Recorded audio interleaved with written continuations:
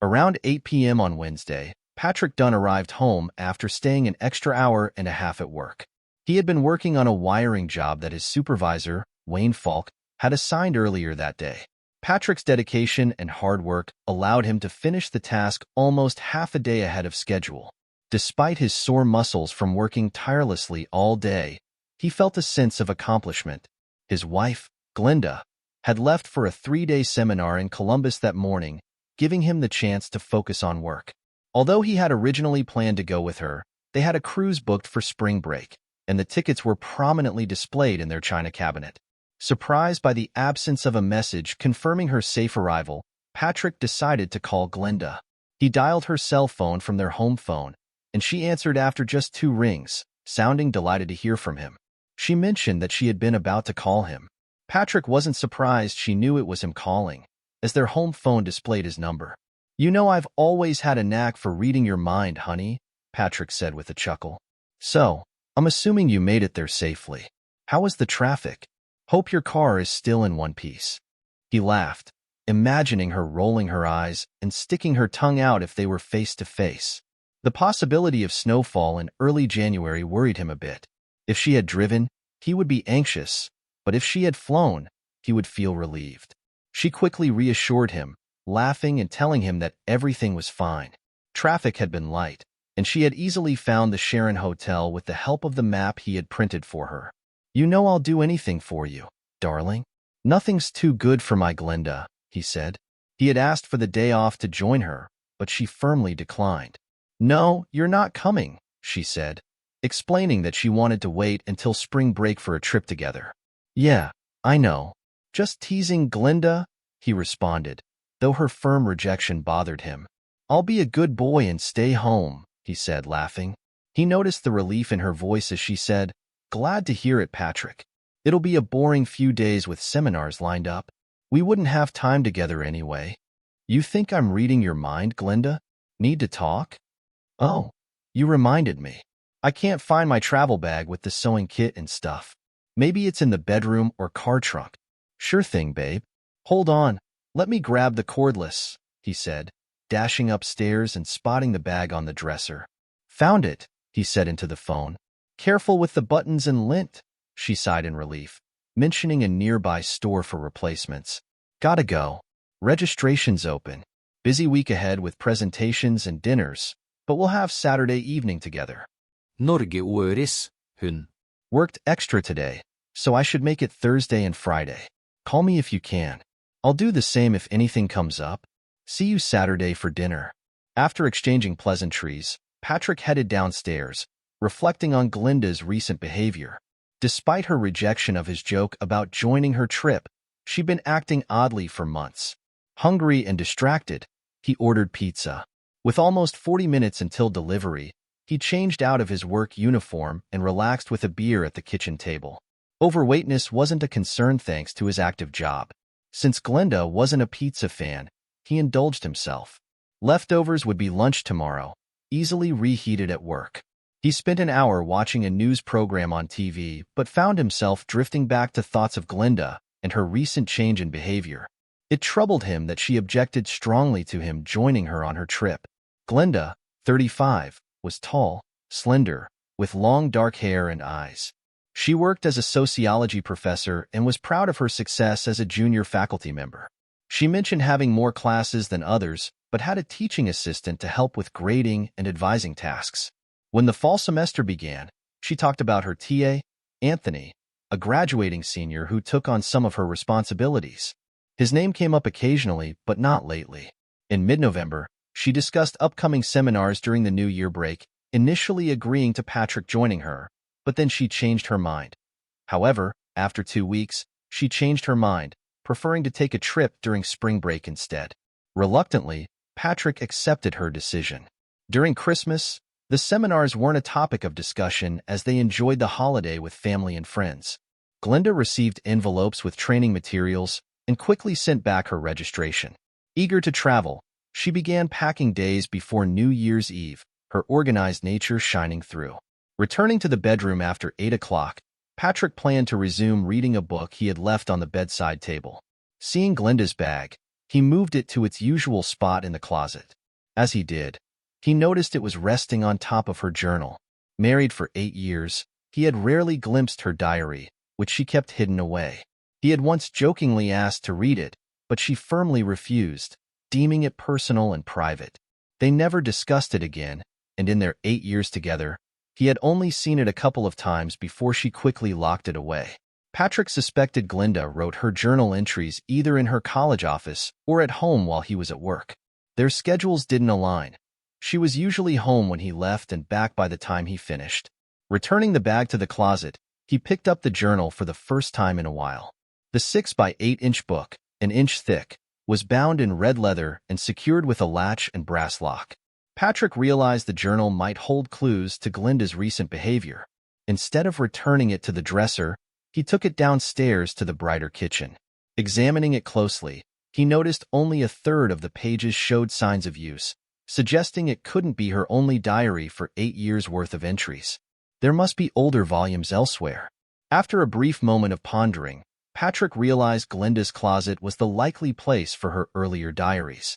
They each had their own closet, and he had never explored hers. Heading upstairs, he searched for 5 minutes before finding a shoebox on the top shelf containing a stack of red leather diaries. He returned to the kitchen with his find. Notably, each diary had a small white sticker on the spine and was numbered 1 through 6, while the current one was unnumbered. Embossed on the back cover of each was the name Comes, a local specialty store. All 7 locks were identical, lacking any distinguishing marks. Patrick wondered if they all used the same key. Curious, he grabbed the phone book and quickly found Comes Specialty's number. With it nearing 8:35, he wondered if they'd be open, considering many downtown stores stayed open late on Wednesdays. After 2 rings, a young woman answered, "Comes Specialties, how can I assist you?" Her tone sounded genuine. Patrick inquired about red leather diaries, approximately 6 by 8 inches, as a gift. "I think I know the book you mean. Let me check," she said, pausing for about 3 minutes. Upon her return, she confirmed they had 2 in stock and assured him the store was open until 10 p.m. Patrick hurried there, hoping to obtain a diary and possibly the key to unlock them. The odds were slim, but Patrick knew attempting to open the lock would likely damage them and earn Glinda's lasting reproach. Within half an hour, he was heading home with a red leather diary and key in his bag. Despite its $60 price tag, he saw it as a small price to uncover his wife's worries. He considered giving the new diary as her birthday gift, envisioning her concealing an illness as she had with an abnormal pap test result before.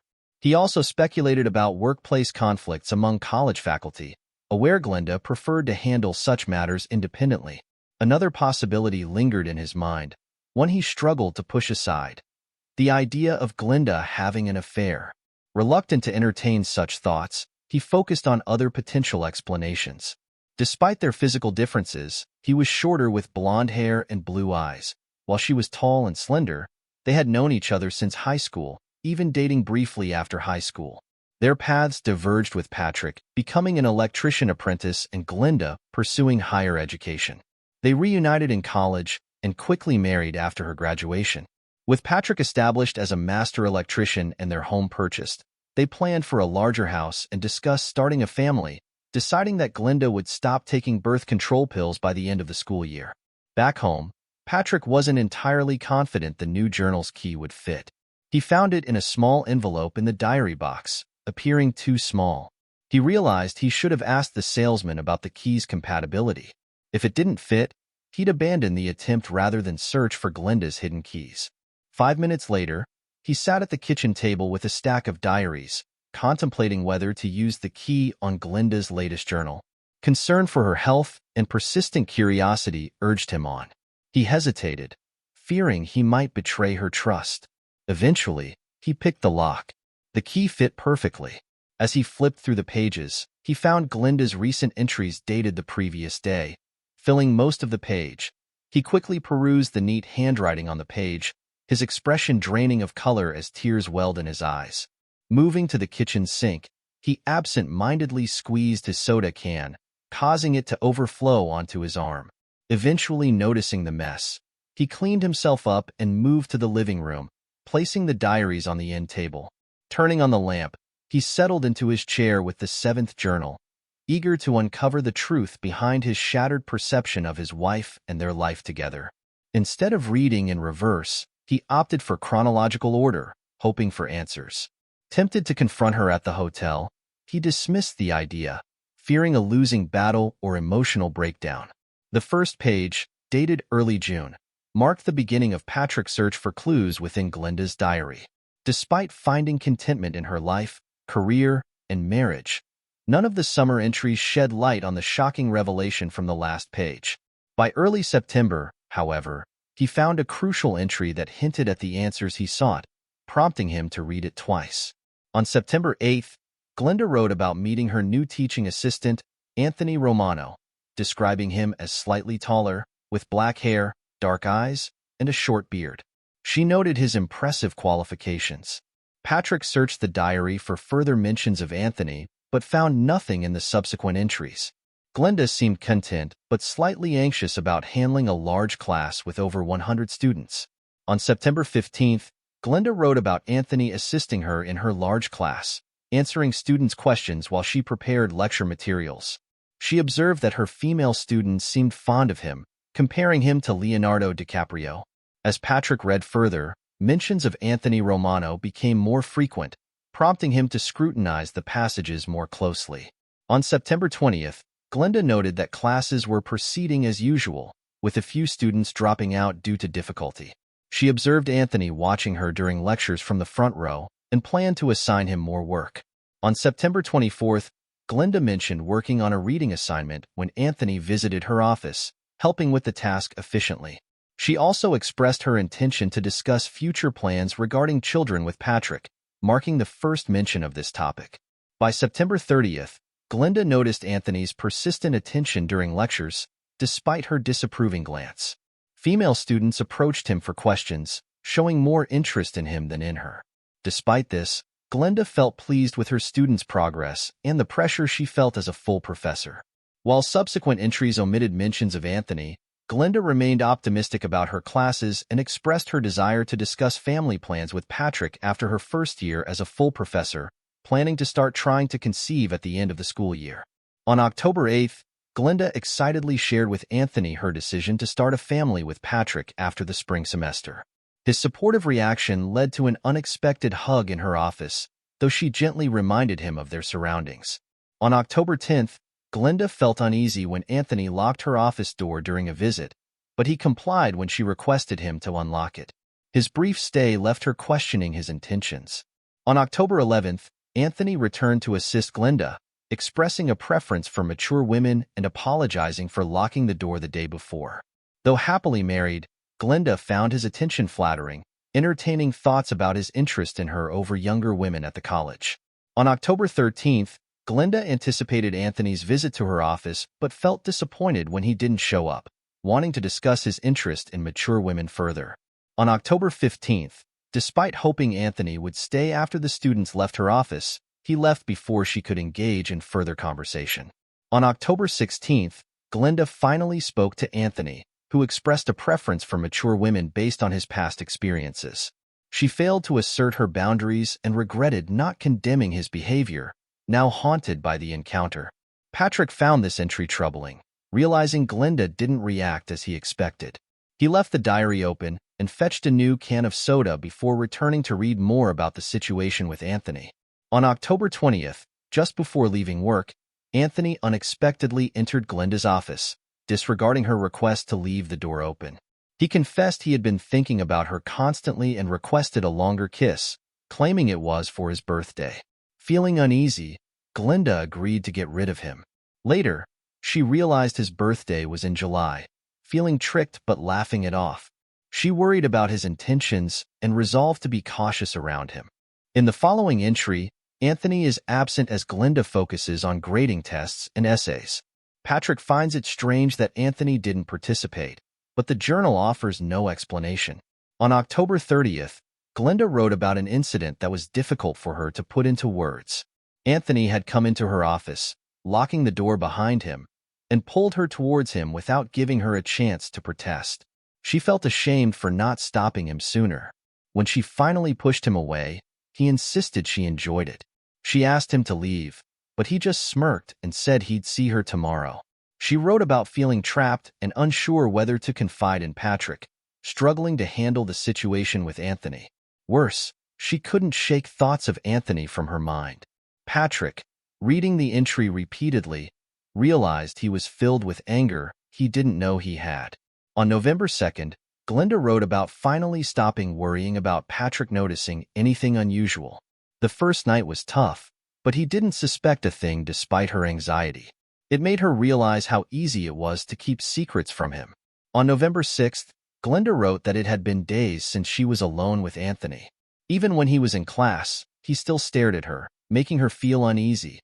November 8th, Anthony visited my office today, but others were present. He kissed me quickly before leaving, making me uncomfortable. Despite that, I'm considering attending a seminar series in Columbus after the new year. November 9th. Yesterday was another challenging day to recount. Anthony's behavior continues to trouble me, and I'm starting to worry about how it will all unfold if I don't address it soon. Despite my efforts to focus on work, Anthony managed to enter my office unnoticed. When he attempted to kiss me, I hesitated before giving in momentarily. Regaining control, I pushed him away and retreated to the bathroom, overwhelmed with guilt and fear of Patrick's reaction if he ever found out. Anthony, unapologetic, left after expressing a desire for a repeat. Although upset, I managed to compose myself before Patrick arrived home, masking my distress as we conversed throughout the evening. Patrick, seething with anger, repeatedly reviewed the day's entry, focusing on the Anthony incident. Despite this, he observed a notable absence of mentions regarding Anthony or their relationship in Glenda's diary for the following week, which somewhat relieved him. November 17th. I'm grappling with a confusing situation. Anthony's influence over me is stronger than I anticipated. I can't decipher if it's his demeanor or my own vulnerability, but I feel powerless around him. This afternoon, I confronted him about our previous encounter, emphasizing the inappropriateness of our connection given my marital status and professional position. Despite my assertiveness, he exhibited unsettling behavior, suggesting we lock the office door and inviting me to join him on the couch. I can't explain why I agreed. We've crossed a dangerous line, and I'm torn between wanting to dismiss him from his role and justifying our actions. I can never confess to Patrick, and I'm relieved our indiscretions remain concealed, shielded by the privacy of my office. I hope to regain my composure before returning home. Patrick, troubled by the escalating situation, resolved to thoroughly read Glenda's diaries to better understand her. He revisited 2 pages once more, then glanced up to find it was already 2 a.m. Despite knowing there were numerous pages left, he couldn't set the book down. He left a message at work indicating he'd be unavailable the next day due to personal matters. His life had irrevocably changed, leaving behind love and aspirations replaced by a profound emptiness and mounting rage. Downing the last soda in the bathroom, he returned to his journal in the living room. Unaffected by caffeine, his mind raced, grappling with the weight of what he'd read. Glancing at his watch, he marveled at how just 8 hours ago he had conversed with Glenda, his suspicions yet to surface. November 22 ND. Anthony stopped by the office today, but I maintained distance, keeping the desk between us. His behavior was appropriate. He didn't intrude or attempt to lock the door. My guilt prevented any further involvement with him. I sensed his recognition of my resolve to maintain boundaries, hoping to uphold it in the coming days. Glenda's mood was upbeat as the semester neared its end. November 23 RD. I informed Patrick about the seminars, and he's supportive, even offering to accompany me. I'll consider his proposal. As it seems, their dynamic shifted significantly from November 23 to mid-December. November 25 Anthony visited the office, expressing a desire to visit my home. Firmly declining, I emphasized that it wasn't an option. He inquired about Patrick's whereabouts, suggesting a visit to his residence.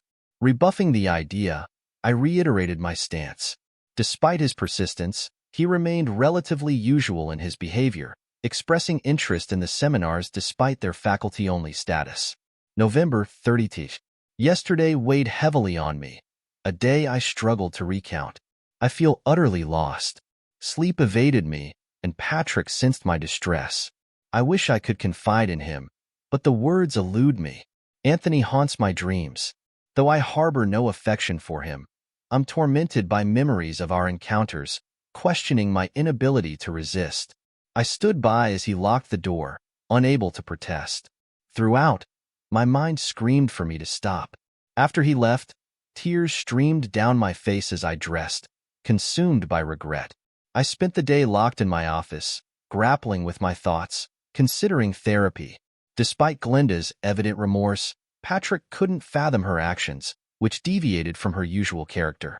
As he delved deeper into her journal, his disposition grew darker, unsettling those who knew him well. December 3rd. Anthony intercepted me in the hallway this morning, urging me to reconsider meeting him at his shared house. He desired closeness in a real bed, but I firmly refused, emphasizing the risk to my marriage and career.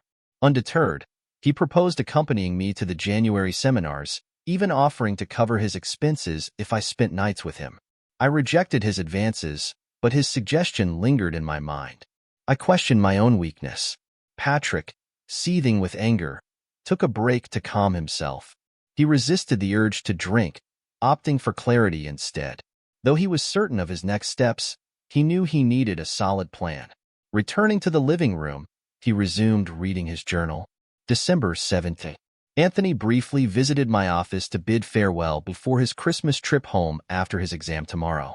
He inquired about returning early for the seminar, suggesting we could spend time together without interruptions. I didn't respond to his proposal, feeling uneasy about the implications. Patrick's supportive offer to accompany me to the seminars feels like a lifeline, but I haven't decided yet. I need to distance myself from Anthony, yet the thought of being away from Patrick during this time also scares me. The conflict inside me grows, and I'm losing sleep over it. December 10th. The semester is ending, and I'm looking forward to a break. I need time to clear my head and regain my focus. Anthony's absence these past few days has given me a little peace, but his last visit still lingers in my mind. I've been trying to reconnect with Patrick, cherishing the moments we share at home. His support and love are the only things keeping me grounded right now. December 15th. Today was the last day of classes before the holiday break. Patrick and I had a long conversation over dinner about our plans for the future, and it felt good to talk openly about our hopes and dreams. We discussed starting a family again, and it brought a sense of normalcy back into my life. I haven't seen or heard from Anthony since his last visit, and I'm hoping the distance will help me regain control. December 18th. Anthony called my office today, catching me off guard. He wanted to wish me happy holidays and reminded me about his earlier proposal to join me at the seminars. I kept the conversation brief, wishing him well and reiterating that I plan to attend the seminars alone. He didn't push further, but the conversation left me feeling uneasy. I need to find a way to make this stop. December 22nd. Patrick and I are preparing for Christmas. The festive spirit around the house has been a welcome distraction from my worries. We're hosting family and friends, and it's been wonderful to see everyone. I've decided to accept Patrick's offer to come with me to the seminars. I haven't told him everything, but having him by my side feels like the best decision for now. December 25th. Christmas was beautiful. Surrounded by loved ones, I managed to forget my troubles for a while. Patrick and I had a quiet moment together after everyone left, and I felt a deep sense of gratitude for having him in my life. I've resolved to be more open with him in the coming year, to rebuild the trust and intimacy that we've lost. December 29th. As the year draws to a close, I find myself reflecting on everything that's happened. Patrick and I are planning our trip to Columbus, and I'm hopeful that the change of scenery will help us reconnect. Anthony hasn't contacted me again, and I'm determined to keep it that way. The seminars will be a fresh start for us, a chance to leave behind the past few months and focus on our future. Patrick, sitting back with the journal in his hands, felt a mixture of relief and lingering anger. Glenda's recent entry suggested she was trying to put distance between herself and Anthony, and her decision to have him accompany her to the seminars was a reassuring sign. Yet, the betrayal and the secrecy still stung deeply. He knew they had a long road ahead to rebuild their relationship, but he was willing to try. With a heavy heart, he decided it was time to confront Glinda, to lay everything bare and begin the painful process of healing together. Samuel's curiosity was piqued, but he refrained from pressing further. "All right, Patrick. Thanks again for the generous gift for the kids. If you need anything, don't hesitate to call," Samuel said, walking Patrick to the door. As he drove away, Patrick's mind swirled with the memories and plans of the day ahead. He couldn't help but think about the stark difference between his life and Samuel's, filled with warmth, family, and apparent normalcy. The contrast made his own turmoil feel even more acute. Returning home, Patrick was resolute in his next steps. By noon, he had reviewed his legal documents and financial arrangements. He spent the afternoon meticulously organizing his findings and thoughts, ready to confront Glinda with irrefutable evidence and a plan. Patrick's hand trembled slightly as he dialed Glinda's number. The phone rang twice before she answered, her voice cheerful and unaware of the storm brewing. Patrick. "How's your day going?" she asked. "We need to talk, Glinda. Can you come home early today?" Patrick's voice was steady, betraying none of the tumult inside. There was a pause on the other end. "Sure. Is everything all right?" "We'll talk when you get here," he replied curtly, ending the call before she could probe further. The hours until Glinda's return seemed to stretch endlessly. Patrick occupied himself by rereading parts of her diaries, trying to understand her mindset, while also drafting a list of questions and points he needed to address. When Glinda walked through the door, she found Patrick sitting at the kitchen table, the brown envelope and the printed photos placed neatly before him. The sight of them caused her to freeze in the doorway, her face a mask of confusion and dawning dread. "Patrick, what's going on?" she asked, her voice quivering slightly. "Sit down, Glinda. We need to have a serious conversation," he said, gesturing to the chair opposite him. She obeyed, her eyes darting nervously between Patrick and the envelope. Patrick took a deep breath, feeling a surge of both anger and sorrow. "I know about Anthony," he began, his voice calm but cold. He pushed the envelope towards her. "Open it." With trembling hands, Glinda opened the envelope and pulled out the photos. Her eyes widened, and she let out a small gasp, tears welling up almost immediately. "Patrick, I can explain," she started, but he cut her off. "I've read your diaries, Glinda. All of them. I've seen the photos, and I have video evidence. There's nothing you can say to explain away what you did." Patrick's voice cracked, the hurt and betrayal evident. Glinda broke down in tears, her hands covering her face. "I'm so sorry, Patrick. I never meant for any of this to happen." Patrick felt a pang of pity but steeled himself. "Why, Glinda? Why did you do it?" he demanded. She took a moment to compose herself, wiping away tears. "I don't know, Patrick. I was weak, and Anthony took advantage of that. I was flattered by his attention, and I made terrible choices. I never wanted to hurt you." Her confession brought a brief silence, heavy with the weight of the situation. Patrick finally spoke, his voice softer but still firm. "I loved you, Glinda. I trusted you. How are we supposed to move past this?" Glinda shook her head, unable to meet his eyes. "I don't know. I'll do whatever it takes to make it right, but I understand if you can't forgive me." Patrick looked at her, the woman he thought he knew, and felt a mixture of sorrow, anger, and a flicker of the love he once held. "I need time to think, Glinda. I can't make any decisions right now. I need space." Glinda nodded, tears streaming down her face. "Take all the time you need, Patrick. I'm so sorry." Patrick stood up, feeling the exhaustion of the past days weighing heavily on him. "I'm going out for a while. We'll talk more when I get back." Without waiting for her response, he grabbed his coat and keys, leaving Glinda sobbing at the kitchen table. As he drove away, Patrick felt a semblance of relief. The confrontation was just the beginning, but at least now, everything was out in the open. He had a long road ahead, filled with difficult decisions and potential heartbreak, but for the first time in days, he felt a small sense of control over his life. "I can help." "Is Patrick in trouble?" Glinda asked, her voice tinged with concern. Detective Rankin gave her a reassuring nod but remained serious. "We're here to discuss a few matters with him, nothing to worry about. Would it be all right if we waited inside?" Glinda hesitated for a moment, but then nodded. Of course, please come in. She led them to the living room, offering them seats. Can I get you anything to drink? Caffè, tè. No, thank you, Officer Reynolds replied politely. We're fine. Glinda sat across from them, trying to remain calm. What's this about, if you don't mind me asking? Detective Rankin glanced at Officer Reynolds before speaking. We have some questions regarding recent activities and interactions that may involve Patrick. It's routine, but we need his perspective to clear up a few things. Glinda's mind raced, wondering what could have brought the police to their door. She thought of Anthony but dismissed the idea, thinking it too far-fetched. I see. Well, Patrick should be home soon. You're welcome to wait. As they settled in, Glinda excused herself to the kitchen, her thoughts a jumble of worry and confusion. She tried calling Patrick again, hoping to give him a heads up, but there was no answer. She left a voicemail, urging him to come home as soon as possible and mentioning the police were waiting. After about half an hour, the sound of the front door opening caught everyone's attention. Patrick entered, looking exhausted but alert. He stopped short, seeing the two officers in his living room. Patrick Dunn?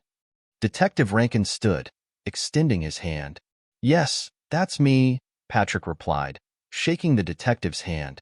What's going on? Mr. Dunn, we'd like to ask you a few questions regarding your recent activities and interactions. It's part of an ongoing investigation, the detective said, maintaining a professional tone.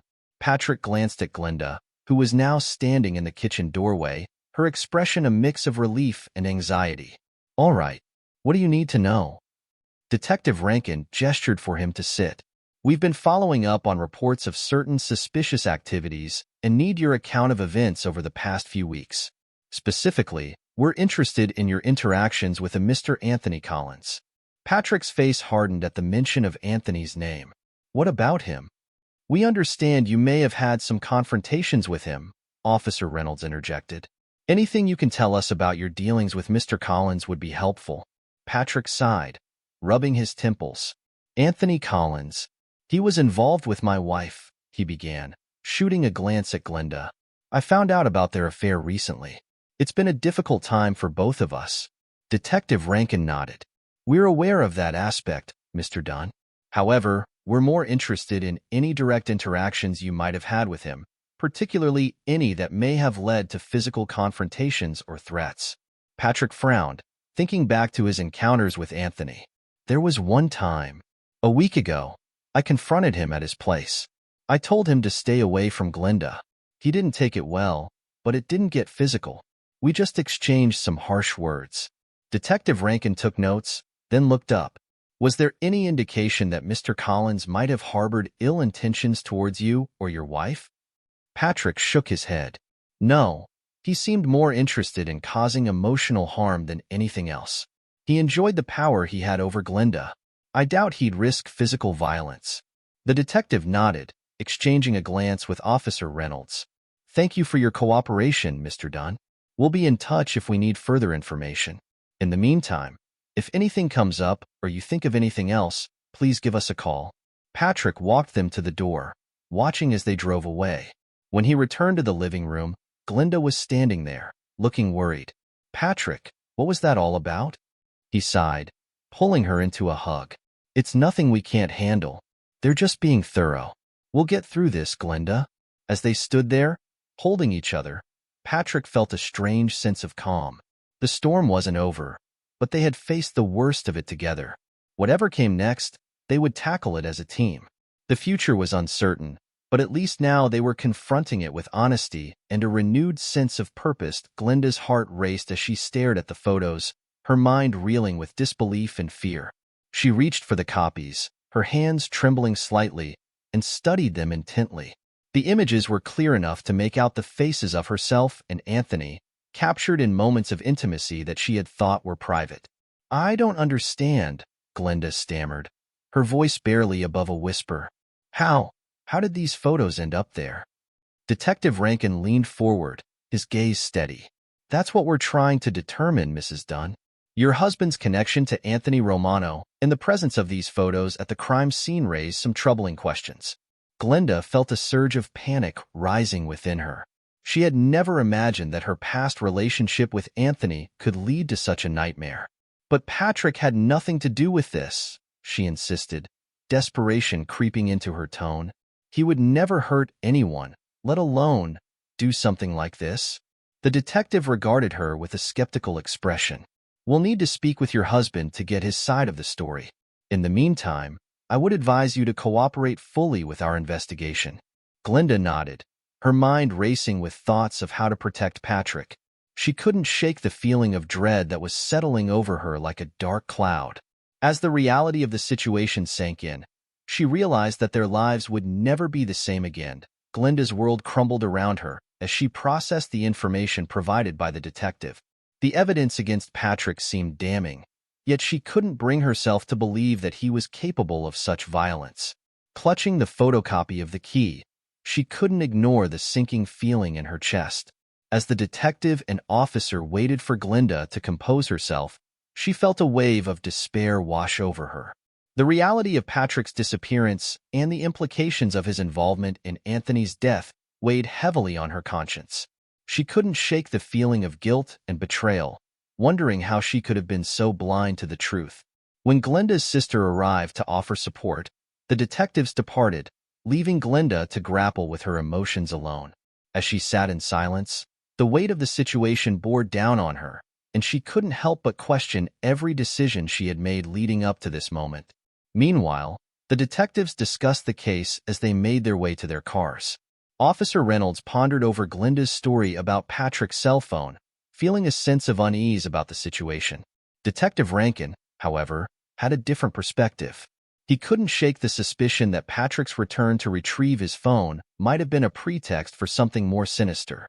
As they parted ways, both men were left with lingering questions about the true nature of Patrick's disappearance and the events that had led to it. And as the investigation unfolded, they could only hope to uncover the truth before it was too late.